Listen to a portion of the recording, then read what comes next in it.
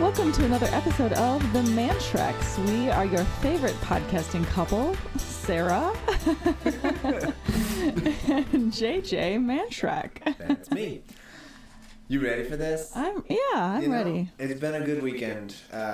We're ready for our nightly routine, and for the first time in a couple weeks, Asher is actually asleep. Let's hope it holds. Oh my gosh! For those who don't listen regularly, if you go back the last 3 episodes, there's a wonderful percussion baby sound in the background. He just takes things and smacks them. He's in that phase where he just loves to make noise, and he's like, "This is what I'm gonna do. I'm gonna take a thing and bang it on the thing." And that's he found some highlighters and was banging them on the wall, and he dumped out a bag of something. 11 months old is a really fun age. Actually, it is a super fun age. I love it so much. All right, I am excited for today. Now, before we get to the news desk, I do want to give a massive shout out to our GoFundMe supporters. I'm so excited about this. We've never done this before, but as I mentioned last week on the pod, I did this past year when we started. We didn't throw a lot of money at this podcast. We got some cheapo microphones and some free software. We put it together, but we've had so much fun. And we've gotten a lot of support, people telling us they really enjoy it. They have a lot of fun listening to it. So we decided this year we wanted to go bigger, upgrade everything, get some nicer microphones, better software so things sound a little better, a little less echoey. That's my biggest annoyance is how, sometimes we get the echoey voice. So we created a GoFundMe. The link is in the show notes. You can click on that and support us. I think the big goal is $650. We just need $650 to buy all the microphones and upgrades and everything that we could possibly dream of to make the perfect sounding podcast. I'm probably overstating that. Probably.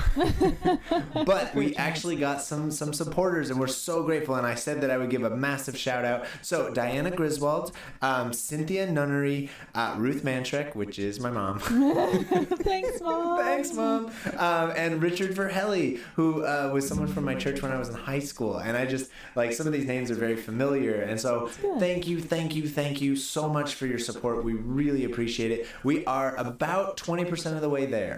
To our massive goal, and so we're about halfway there to our big goal. I'm sorry, I said that all wrong. We're about 20% of our way to the big goal. We're about 50% of the way towards the first benchmark, which is just microphones and software, and then the next level is more stuff, but we're almost ready to get new microphones, which is very exciting. Are you ready to approach the news desk? I am. All right, you've got more stories than I, so give me one of them, and then I'll give you a story. All right, so so the first one is super short, and it's mostly just I feel like you'll have to end up sharing this one on the social media with the video or the picture, or not video but picture. So in California, this happened a couple days ago, this past week. A California man said he got a phone call and he had to get out of his car. And then moments later, while he was on the phone talking to his girlfriend, his car was crushed by a falling boulder. Oh! So this man, Mauricio Henao, said he was parked outside of his home, which is on the side of a hill in Malibu, on the Pacific Coast. Oh my God! He got out of the car to answer a phone call from his girlfriend, because he had to go get something out of the house. So he ran inside to go get something. So she saved his life. Yeah, literally. He said, "I was inside and I heard loud crashes. I ran out and saw my car had just been crushed. A 4-foot boulder landed on the roof of his car, caving in. 4 foot? The rock is the size of the whole hood of my car. Everything is broken and the frame of the car is twisted." Wow. Does insurance even cover? That's crazy. I mean, it's insane. This guy, if his girlfriend hadn't called him to say, "Hey, can you go back in the house? I forgot something. Can you grab it for me?" or whatever, he would have been in that car and gotten crushed. Yes, he would have. That's just... Oh my gosh. I know. A giant bolt just obliterated his car. So you never know. Those last minute, hey, run back into the house 5 more times to get me something. It's just crazy. Not so bad. Oh my gosh. Where does he live that boulders California. Are crashing down the mountain? It said that there was a rock slide that occurred, and that was one of the fallout ones of that, but it had gone across a highway and damaged several other vehicles. No injuries were reported, shockingly, but a rock slide just happened to be along the coastline there, and he wherever his house was located or whatever, it must have been in the pathway of those couple months Crazy. ago, I was on the phone with a friend who was driving on the freeway. They called me while they were driving, and a tire blew on a semi right next to them while they were on the phone. Oh my gosh. And it was good though, because I was in a grumpy mood and I had given them kind of a rude response, but they didn't hear it. Right? It was back in September when I was just mad about some stuff. And so they called me and I was not like in a good mood and I was just grumpy. And then suddenly it was like, oh my gosh, and like squealing noises. Oh my gosh, and it's terrifying. It was crazy. And so just being on the other end of that phone call, that's crazy. Although it did give me a chance to try again and be nice. Because they didn't hear what I said, and I was like, Try again. all right, let's calm down, let's be nice. Sorry, how much better now? 1 foot in the rave. Mourners are left gobsmacked as 4 dancing women burst into a funeral service. What? Yep. They jumped up. There was a flash dance. Do you remember Yes. flash mobs? Yeah. Right, where just strangers randomly in public settings jump up and start dancing, you know. Oh my gosh. But they did it at a funeral. Oh no. But wait, it was requested by the woman who passed. Yeah. Oh my gosh, I think I know what I'm going to do for my funeral someday. This is brilliant. Okay, relatives and friends were paying their respects to Sandy Wood, age 65, when 4 dancers leapt up and started rocking out to the Queen hit Another One Bites the Dust. Oh my gosh, that's so good. That is so... Whew. Can you imagine being surprised? Like, don't tell the family, don't tell anybody It else. does, yeah. The stunt had been planned by the woman who did not want anyone to be somber at her funeral. She wanted people to like have fun at her funeral. She's like, I love you guys. I want everyone to be happy. So I'm going to do something crazy at my funeral. love it so much. Oh I my feel God. like this is just... The crematorium stunt had been planned by Sandy, who did not want everyone to be somber as they said their final farewells. Pam Riles, who organized the flash mob, said she was one of a kind and she left the world how she lived it, being herself. She wanted everyone to remember her funeral, but not for a sad reason. That is so good. Everyone is sad and grieving because she's not here anymore, but that doesn't mean her final day had to be that way. Oh my gosh. We haven't seen flash mob stuff in a while. That was like a phase for a while, but like to do it at a funeral, that's next level. She organized her 10,000, it looks like she was British, 10,000 pound send-off to include a horse-drawn hearse and a bespoke coffin that was lined with her favorite sparkly shoes. She also had a floral white witch riding a broomstick on top of her coffin. Of course she did. Very interesting. The hardest thing about it, so Sam, age 42, who met Sandy, who organized this whole thing, she said the hardest thing was finding dancers who were willing to do it. Oh my gosh, I can't imagine. I can't imagine how many people would be like, no, that feels very wrong. She I said, will not I rang participate. so many different companies, but they all said they weren't comfortable doing it. But a dance group called the Flaming Feathers agreed to step in at the city's crematorium. Owner Claire Phillips, age 36, said, we've been gigging for 12 years and we've never done a funeral. Can't imagine why. So they started off, they had to pretend to be part of the guests with people crying and grieving. Then they got up, whipped their coats off, and rocked out. Oh my gosh. It was really nice to see something. I would be sitting there and I wouldn't know whether to cry or to like dance or to be mad and be like, this is outrageous, how disrespectful. Like I wouldn't know how to respond as someone at the audience. I think it would be an evolution of thought, right? Like as it starts, you're That's immediately true. outraged. At first, I would literally like want to step in and stop them. This is disrespectful. What do you think This you're is doing? incredibly disrespectful. But then Yeah. you realize, wait, there's music playing. Yeah. And that has to come from the Yeah, sound this system. has been So organized it by must someone. be planned. So, Yeah. you know, and then as you go, you like, okay. Put the pieces together Then and there's realize shock and just like baffled. And then as you go, I bet by the end, you're cheering. everybody was You know? clapping and yeah, I'm sure. I love the choice. Another One Bites the Dust by Queen. I learned to breakdance to that song. You can't break dance. You think I can't breakdance? No, I've seen you dance.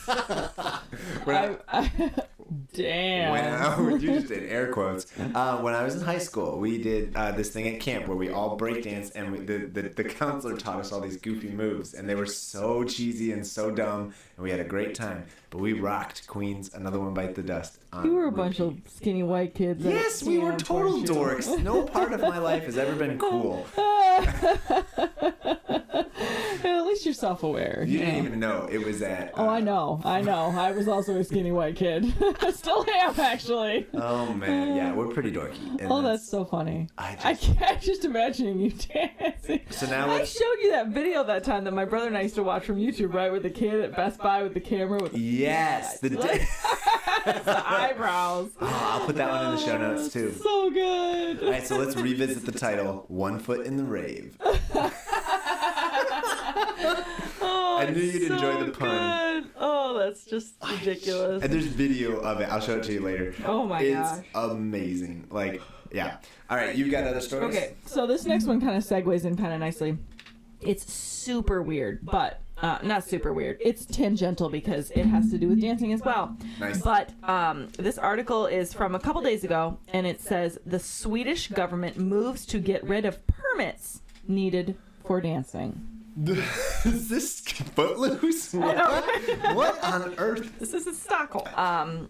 Okay, so in Sweden's center-right coalition government, they want to cut red tape when it comes to dancing by abolishing a decades-old requirement for restaurants, nightclubs, and other venues that requires them to obtain a permit before they let patrons shimmy and sway. I think they need so to apparently, update their bars and other places need to ask for they need to acquire a permit. Permit? But here's the thing: the permit is literally less than $70. It's $67 for their establishment. That's $67.50 too many. I don't understand. It's like they can, but here's the thing: they can lose their liquor and business licenses if police come by and find that they didn't have authorization to let the patrons inside dance. That's so silly, though. It's required that they have to pay this cost in order for organized dances in their buildings. I feel like this is an effort by the government to be like, look, we're cool and we're taking away the requirements, but all it does to me is tell me that there was a requirement for dance permits. That's really lame that they have. These permits have been called outdated and moralistic. Well, what's immoral? All right, so Do you really want to go there? I guess, and I will say that like most of what modern people do is not actually dancing. But it's so silly though. Like, you can't dance. Like passing that legislation, I just don't even know.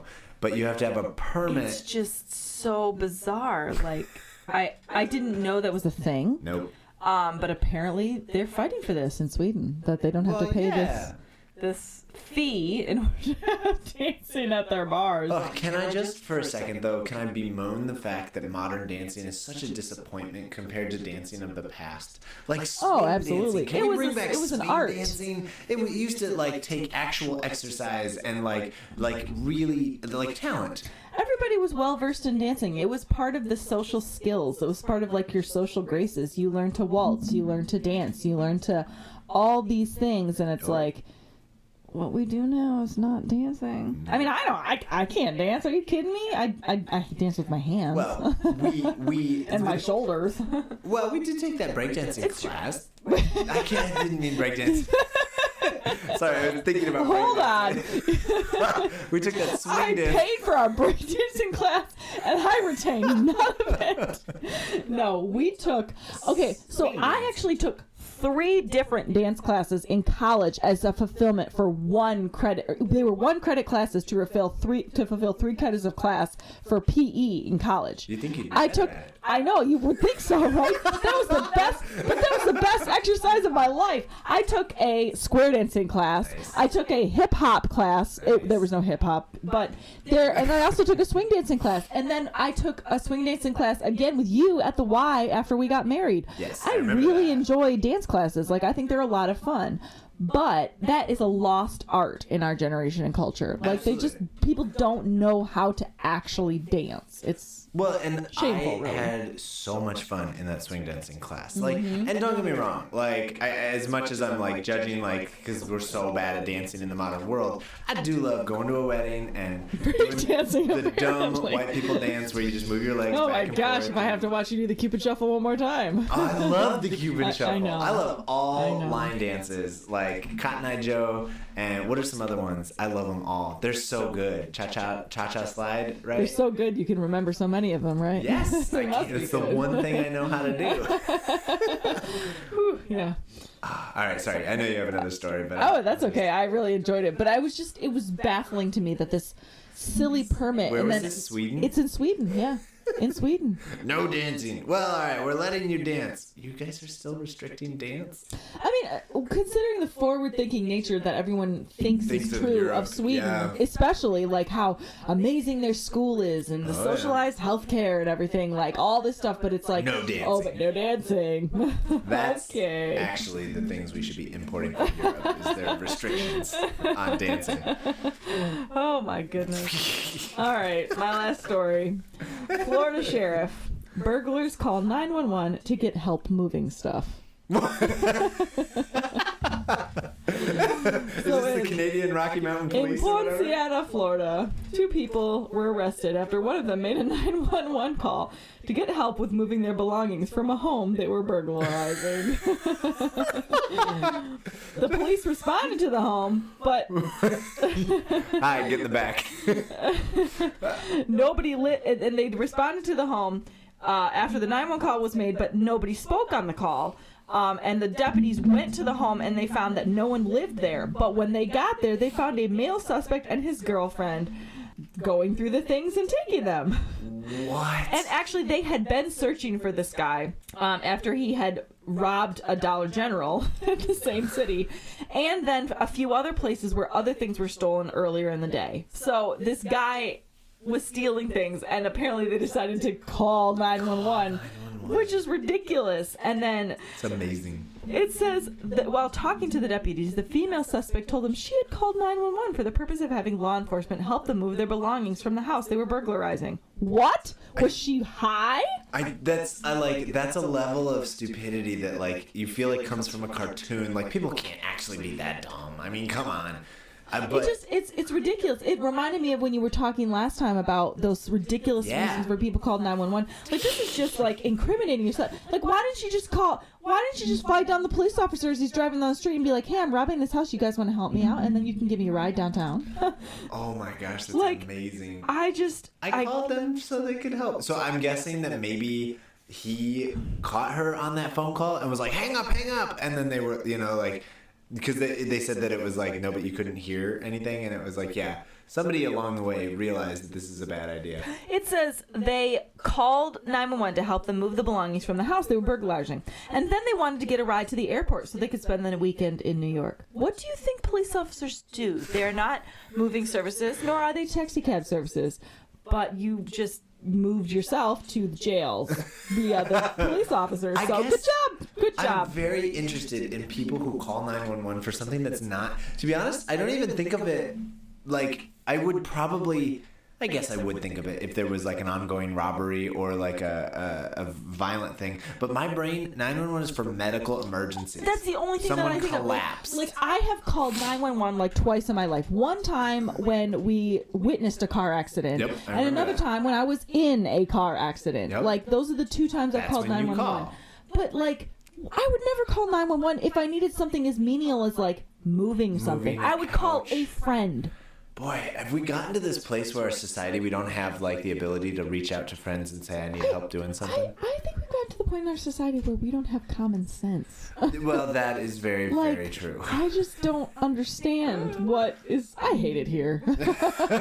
I'm so like... This is ridiculous. I'm so proud of those police officers, though. How do you even keep your cool? I would just lose my mind on them. I'd be like, are you kidding me? You called me to come here. Just here. Put yourself in these handcuffs. I don't even have time. Like, that's amazing. I just can't wrap my mind around this. Like, why call 911? You would think that's a good idea. Ever. Reminds me of that Scrubs episode where he's like trying to bond with the janitor, and the janitor's like, oh, and he has him rob that he helps house. him. Yeah. Oh my gosh. And they're like robbing somebody. I love it. I think they did that in Him too. They did the same joke with Marshall. He helped people. Yep. He thought he was helping them move, and he actually was helping them rob the place. Yep. Pretty common trope in sitcoms. Mm-hmm. All right. Was that all of them? Yeah. Yeah. All right. You ready for the sponsor of your life? For those who don't know how Sponsor of a Life goes, our little podcast does not receive actual sponsorship from big companies. We do receive awesome sponsorship through the GoFundMe for those 4 amazing people that I listed earlier. Again, thank you so much. However, big companies don't pay us, but we are so grateful and we love lots of products. And we have found, actually, honestly though, I have found the Sponsor the Life function, like coming up with something every week, it's made me a more grateful person. And I encourage all of you, find a sponsor of your life today.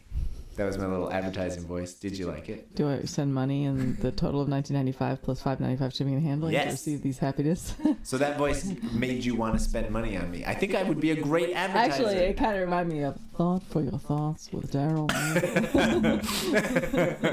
where our listeners love jazz. Sorry. For those who have no idea what she's talking about, that's a Parks and Rec reference. That was a Parks and Rec reference. Anyways, yes, I am ready for Sponsor My Life.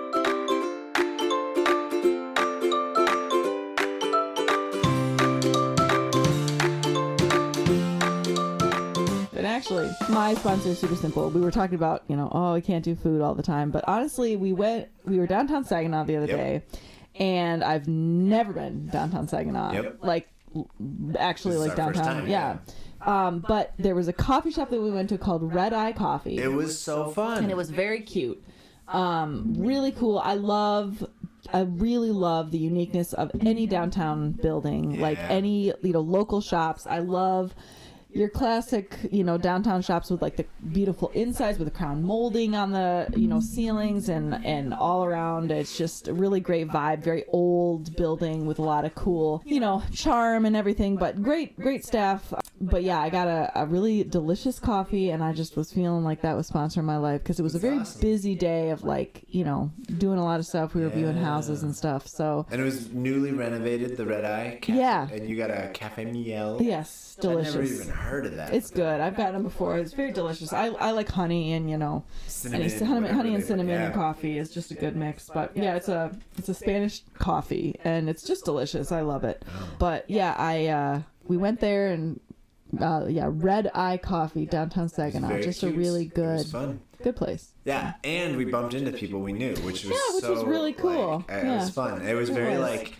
What are the odds, Well, and because we've never been to Saginaw, we didn't know who lives down in the up in the Saginaw area. We've never been. So yeah, that was a cool thing. And it was a nice coffee shop. That was a good experience. It was. I'd go back there. Yeah. All right, mine is connected. So I have two. I have one actual product I want to pump up, but I also want to give a massive shout out. So our vehicle had some battery trouble recently, and one of the things that we found in our church currently is we have a life group program, and that's like where you don't just go to church on Sunday morning, but you also like meet with people during the week. And our life group is like the young families life group. Everybody in the group has kids that are like 10 or 12 and under, right? And we have lots of little kids running around. We meet, we eat a meal together once a week, and we do the Bible study, we read the Bible, and we pray with each other, and it's really, and the kids just go nuts. They have so much fun, and the adults get a chance to hang out. We love that.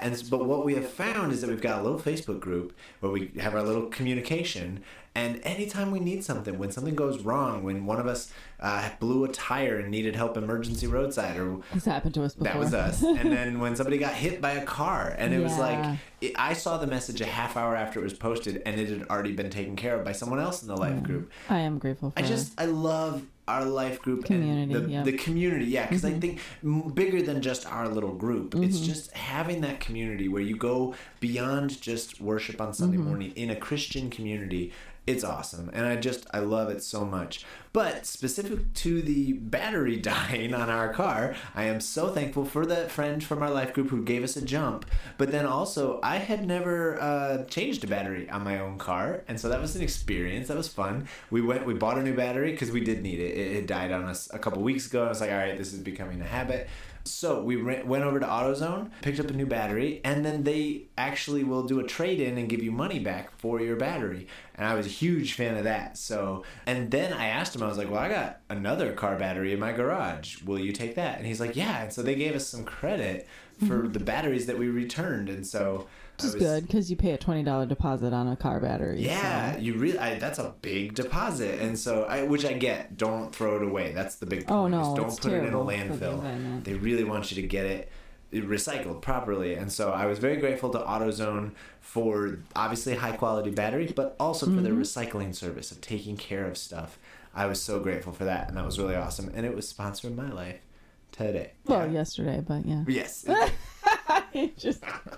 Anyways, yes. Okay, so there's no like segment or whatever. I just have a story for you. Okay. So we have been house hunting. We haven't really talked about it much on the podcast, and that's all right. But important thing is that we have been looking at houses and driving around, and so this week's segment is just sponsored by wild open house stories that prove that house hunting is not for the faint of heart. Little side note before we begin. If you Google house hunting horror stories, you will basically only get posts from an actual horror movie called House Hunting. Oh my that came out in gosh. 2012. Oh, okay. But anyways, these are 9 house hunting, wild open house hunting stories. Oh dear. Okay. And I think these are so funny. Some are better than others. Okay. Let's dive in. Okay. First, my fiance and I had been going house hunting consistently for a few months. There were definitely a few hit or misses in some of the open houses, but one particular house that I remember, we walked in and we were warned by the listing agent that the tenants were still home. So don't be alarmed, the tenants are home. Okay. No biggie. But as we kept looking through the home, we noticed some very strange things. First of all, each bedroom was packed with bunk beds. There were 6 or more sleeping areas in each of the bedrooms, in small 10 by 10 foot rooms. Not only that, but there was actually someone in one of the rooms, laying on the bed in his pajamas playing computer games. The backyard was also set up as some sort of a clothing shop area. Tons of clothes hung up on racks with mannequins messily scattered around.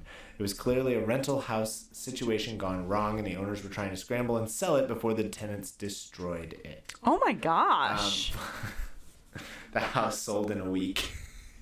Oh my. But I mean, what do? You go in and there's bunk beds, like tons. It's like What it's a the bedroom with 18 beds in it. Like, oh my. It's horrifying. I can't imagine what I would do if it was like a hostel, like a temporary hostel. That's what it sounds like. You go it in really and there's sounds people like everywhere. it. We went to look at this is another one. Went to look at the house right away. Had a funny feeling about it. The pictures made the house seem much larger than it was, and left out a lot of quirks that the house had. The main thing they did not show was that waiting for you at the top of the stairs on the second floor was an outdated sink. There's a sink like in the stairwell at the top of the stairs. That's weird.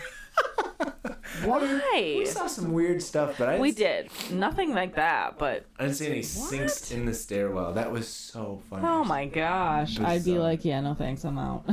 Toured an old farmhouse with our real estate agent and was told the owner and a real estate agent would be there as well, which is kind of odd. It wasn't the biggest deal. There was a ramp leading up to the steps to the ricketiest front porch ever. Knowing that the home would need some work, we still went in the side door to discover just how much work it would need.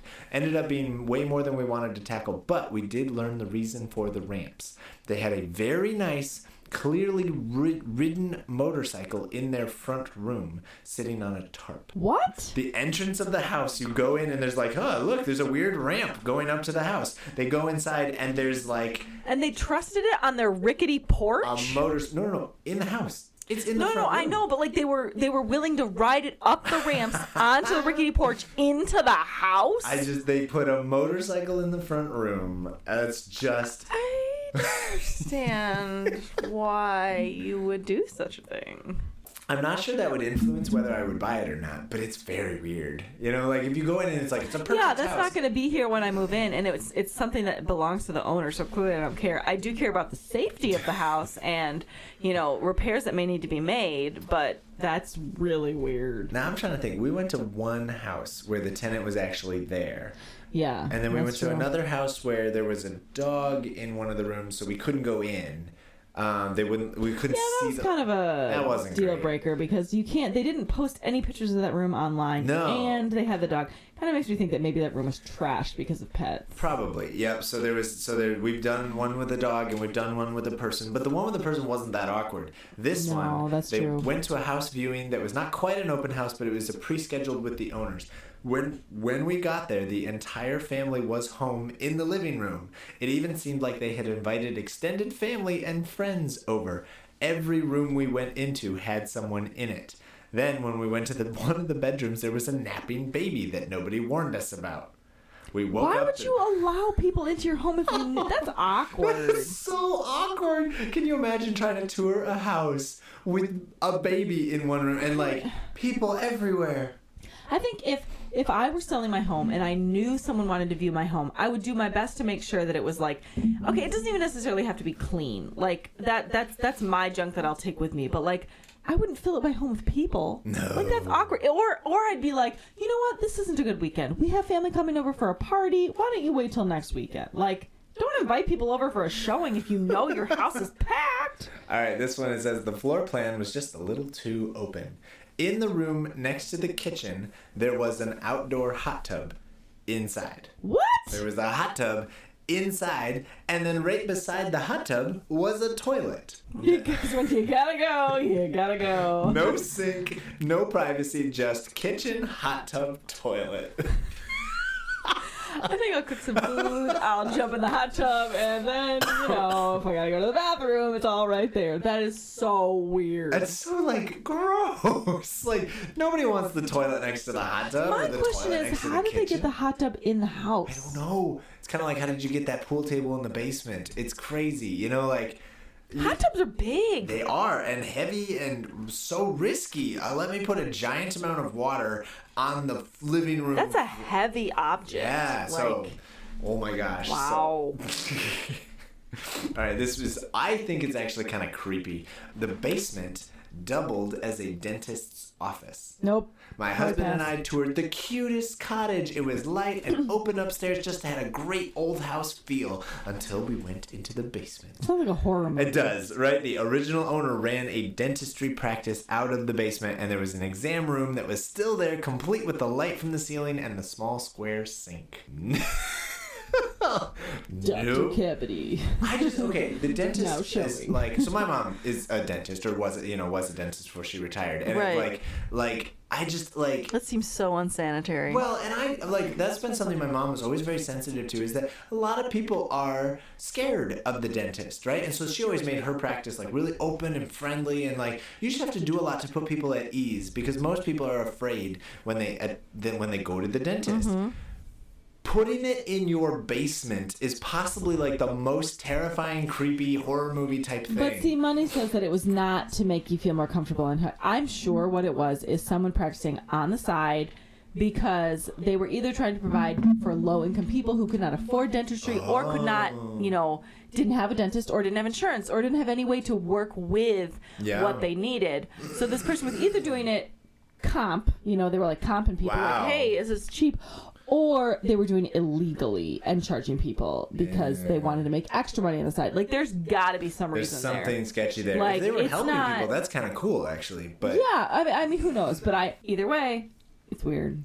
I would not go to a dentist office in someone's basement. This one is a house update gone wrong. I toured a house once. The house was extremely nice. Had a big open floor plan, big bedrooms, and updated bathrooms. The one issue is when you went into the garage, it was only 3 feet deep. The automatic door was disabled because it couldn't actually open because the room was only 3 feet deep. The people who renovated the house took out a majority of the garage to add a dining room. What? They cut into the garage to make... At that point, why would you just sacrifice the garage? Yeah. And don't even bother doing additions or anything. Just make the garage your dining room at that point. Yeah, just don't make the whole You could have saved garage. yourself a ton of money by just removing the garage door and building a wall where the garage door was. That's interesting, yeah. I just think about when we were just saying this when we went to your aunt and uncle's house, like their garage that is attached to their house is now just a multi-purpose room. Like, it's a multifunctional room. Every time we have Thanksgiving, they have another garage. They have heat in there, like it's warm. Like, we go there and that's where they set up their Thanksgiving dinner. Yeah. Like, we get the food inside, and then we go outside and we sit at tables and stuff. They have easy chairs in there. They have, drink stations set up. They have stuff stored there. It's a nice room, and it's functioning as, a multi-purpose room. Yeah. Why would you cut into your garage? Amazing. Okay, I'd be whatever. so confused. Okay, I'd be your a choice, major but turn weird. off. I'd be like, nah, I'm not buying this house. No, I wouldn't buy that house at all. That's incredibly inconvenient. I really think a garage is important for at least one car. All right, back when we were house hunting, we came across a home for sale that left us wondering. The first piece that was odd was its decor. The majority of the rooms in the house could have easily been mistaken for a prop shed of an old undersea movie. There were antique diving suits, stuffed fish, nets, etc. The color scheme could be described as underwater blue and green. Antique diving suits as decoration. Now, it's all obviously going to be moved when you move in, right? They're going to take that stuff with them. But another stop was a house that had the most distinguishing feature. It had an 8-inch by 10-inch hole in the middle of the living room that went down into the basement. So, like a little square, 8-inch by 10-inch hole in the basement. And then in the basement, there was an elevated brick platform directly beneath the hole.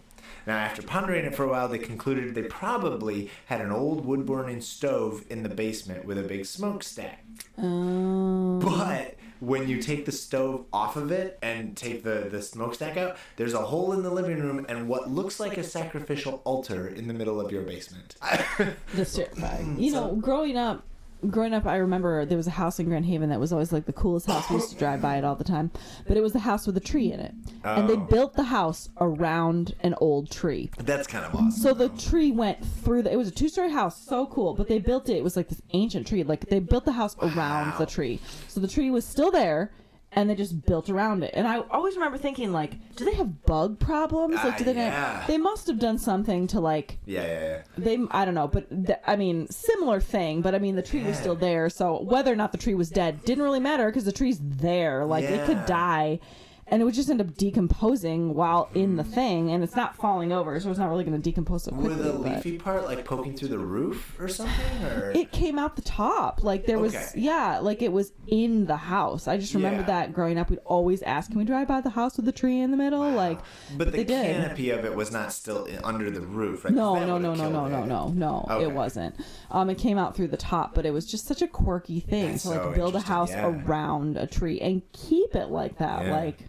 So weird. And the finale house on this list of 9 terrible open house experiences. The house that gave everyone fleas. Oh, no. Yeah, we went through the basement. We went to look at a house. It wasn't an open house. We went and visited, had an appointment, opened the house door, and there was a horrible smell. So bad, I almost tossed my cookies. Had to leave to get air. From what I saw, it was nice. Then we went to look at another house because I couldn't get past the smell of the first house. The real estate agent said they didn't weatherize the toilet properly. As they were driving down the highway, we noticed we had fleas jumping all over us. We called our real estate agent since we were following them, and they said they had fleas too. Then they got to the next house, which seemed okay, but then the real estate agent noticed a small hole in the wall next to one of the bedrooms. He put his finger inside, and a bee flew out. Not one of our best days. That is so random. Also, where the heck are you looking at houses? Gosh. Who are these people? Please tell me these were like $15,000 homes that you were like really desperate to look at. Pawnee, Indiana. Bees in the walls. There's bees in the fence. I mean, we did visit a house last week where we were like, oh, it's pretty bad. It's pretty torn up from animals. Like, it's clear these people let their animals have roam in the house, like chewing up, window frames, and that smelled like pet urine. But, smell. We were not interested in that house, but I can't imagine walking in and just barely being in a house and then being like, oh, we got fleas from that house. That's disgusting. I guess, like, we've had kind of an adventure of our house hunting, the last couple of weeks, and, finding the houses, making our list, combing it, trimming it down to a manageable list of things that were actually in price and actually worked out for us.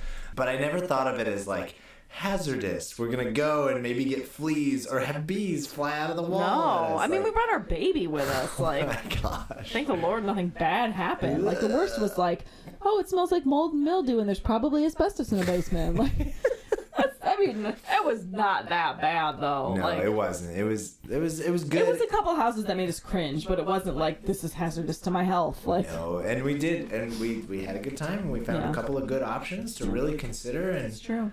Yeah, so that's we would as we reach put this out to our listeners. If you have an interesting or exciting or crazy or funny or just horrible house hunting story, yes, please share with us, because I've really enjoyed these. Yes, we definitely want to hear your stories of what your house hunting journey was like. I feel like everybody's got a story. They right? have to. Every time we talk about it, this is our first time, right? Yeah. Like, we've always lived in houses provided by the churches that I have worked at. Personally, yeah. I mean, we visited apartments, like when we were looking for apartments, but that's different. Like, we've never purchased a home and had to know all of the, quirks, or had to look at things, or had people counseling us, like, oh, definitely don't go in there, or, oh my gosh, this foundation is totally unsafe, or, whatever. But, like, we've not done that before, so this is new for us. And even as a kid, like, my parents, I didn't grow up in the church, so, like, I mean, I grew up in the church, but I wasn't a pastor's kid, so, like, my parents purchased their homes. But, like, I remember the house my parents had when they first got married, and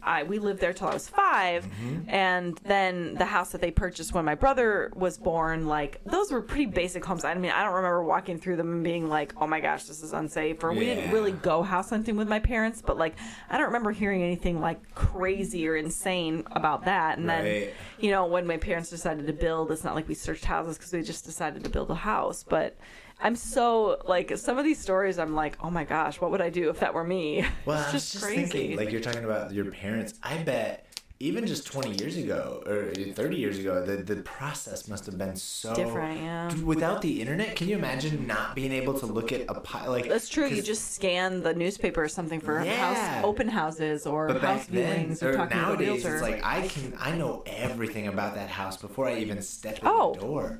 Even like beyond like using Zillow, like I don't know, Realtor.com or any or of it. Realtor, But like then you can use Crime we Maps. use Google Maps, like what's around.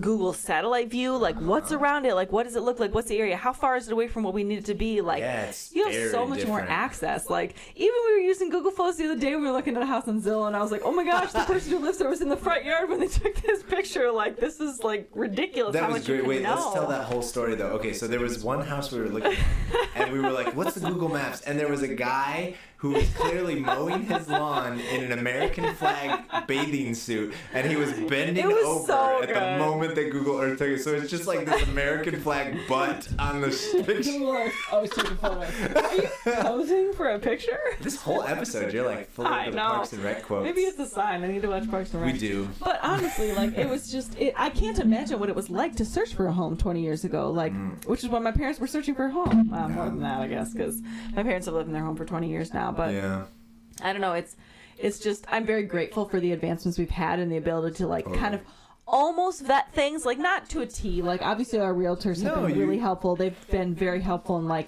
kind of giving us extra information or like extra options, or most of what you see on Zillow or whatever other website you're using like is pretty accurate but not 100%. Like we have our additions, but I learned a lot of the things you're supposed to look for. It was fun to like learn. It's been a learning process for sure. Big time. Like, oh, look at this. This means that at some point they diverted water. This means that the foundation is crumbling and actually it's a big red flag, and this means that, and it was like, oh, this is super helpful. Kudos to all of you who are or have worked towards or are currently working towards getting your real estate license. Yeah. That's, it's admirable and it seems pretty intense. So. All right. We should probably wrap up, but definitely send us your real estate or house hunting horror stories. I want to hear them. We want to hear from you. All right. Are you ready to send us out with the mom joke of the week? Yes. Bring it on. All right. Why did the orange lose the race? I have no idea. Because it ran out of juice. It's so bad. It's okay to laugh. All right, bye everybody. All right, see you next week, guys.